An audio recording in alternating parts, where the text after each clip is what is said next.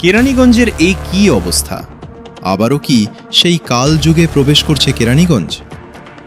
যখন দিনে দুপুরে ডাকাতেরা দলবদ্ধভাবে ঘুরে বেড়াতো, স্থানীয়দের ওপর হামলা চালাতো, সেই কালো অধ্যায়ের ছায়া আবারও উত্তর মালিভিটায়। কেরানীগঞ্জ থেকে রেজা আহমেদের প্রতিবেদনে দেখুন বিস্তারিত। ঘন অন্ধকার রাত। ঢাকার দক্ষিণ কেরানীগঞ্জের এক নির্জন এলাকায় উত্তর মালিভিটার দোকানপাড়া। হঠাৎই ভেঙে পড়ল নীরবতা।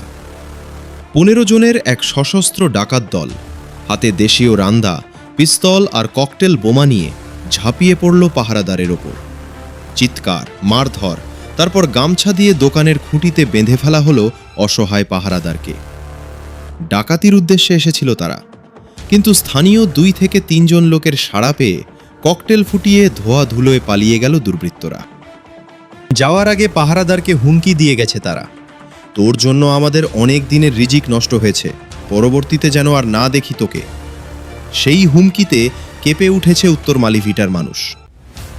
শুধু এলাকাবাসী নয়, আশপাশের গ্রামগুলোতেও ছড়িয়ে পড়েছে আতঙ্কের ঢেউ।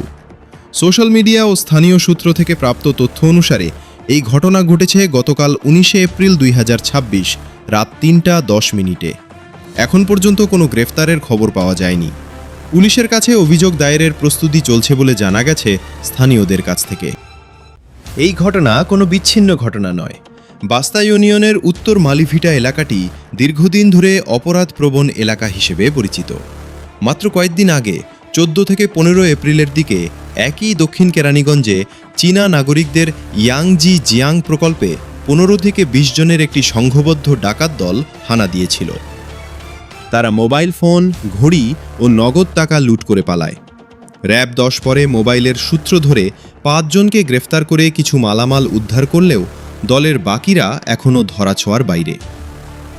বাস্তা ইউনিয়ন সহ আশপাশের এলাকায় 2023 থেকে 2024 সালে একই ধরনের সিরিজ ডাকাতির ঘটনা ঘটেছে। এক রাতে 3টি বাড়িতে হানা, গ্রিল কেটে ঢোকা, জিম্মি করে লুটপাট। মাস্টার গ্রুপ নামে একটি আন্তজেলা ডাকাত চক্রের 10 সদস্যকে পুলিশ গ্রেপ্তার করেছিল, কিন্তু অপরাধের চক্র যেন থামছেই না। ফিরে দেখা যাক কেরানীগঞ্জের সেই কালো অধ্যায়ের কিছু ইতিহাস। 90-এর দশক থেকে শুরু করে 2020-এর দশকেও কেরানীগঞ্জ ছিল ডাকাতের স্বর্গরাজ্য হিসেবে কুখ্যাত। দিনে দুপুরে দলবদ্ধ ডাকাতেরা মোটরসাইকেলে ঘুরে বেড়াত, স্থানীয় ব্যবসায়ীদের চাঁদা দাবি করত, প্রতিবাদ করলে নির্মমভাবে হামলা চালাত। স্বর্ণের দোকানে গুলি করে লুট, ব্যাংকে জিম্মি করে টাকা ছিনতাইয়ের চেষ্টা, র‍্যাব পরিচয়ে ডাকাতি। এসব ঘটনা কেরানীগঞ্জকে এক ক্রাইম হটস্পটে পরিণত করেছে। 2021 সালে 9 জন ডাকাত গ্রেপ্তার হয়েছিল দেশীয় অস্ত্রসহ। 2022-এ আবদুল্লাপুরের জুয়েলার্সে দিন দুপুরে ডাকাতি। 2024-এ রূপালী ব্যাংকে ডাকাতির চেষ্টা, 3 জনকে জিম্মি করে টাকা লুট। প্রতিবারই পুলিশ, র‍্যাব অভিযান চালিয়ে কিছু গ্রেপ্তার করে, কিন্তু নতুন চক্র গজিয়ে ওঠে। উত্তর মালিভিটার এই ঘটনায় স্থানীয়রা বলছেন, আমরা ভয়ে ঘর থেকে বের হতে পারছি না। পাহারাদারকে যেভাবে মারধর করে বেঁধে রেখেছে তাতে মনে হয়েছে কোনো প্রতিরোধ নেই। ডাকাতদের হুমকি আরও ভয়াবহ। এটা শুধু একজন পাহারাদারকে নয়, পুরো এলাকাকে চ্যালেঞ্জ। সোশ্যাল মিডিয়ায়, ফেসবুক সহ স্থানীয় গ্রুপে ঘটনাটি দ্রুত ছড়িয়ে পড়েছে। অনেকে লিখছেন, কেরানীগঞ্জ কি আবার সেই অন্ধকার যুগে ফিরে যাচ্ছে? এই ঘটনা দক্ষিণ কেরানীগঞ্জ থানা কি যথেষ্ট সতর্ক? বাস্তা ইউনিয়নের নির্জন এলাকাগুলোতে পুলিশি টহল বাড়ানো দরকার। স্থানীয় জনপ্রতিনিধি ও প্রশাসনের কাছে এলাকাবাসীর দাবি, দ্রুত তদন্ত, গ্রেপ্তার ও নিরাপত্তা জোরদার করা। অন্যথায় কেরানীগঞ্জের এই কালো অধ্যায় আরও গভীর হবে।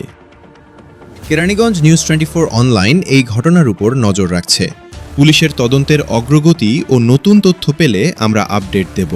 সবাই সতর্ক থাকুন, নিরাপত্তা ব্যবস্থা জোরদার করুন। কেরানীগঞ্জকে আবার শান্তির জায়গা বানাতে আমাদের সকলের ঐক্যবদ্ধ প্রচেষ্টা দরকার।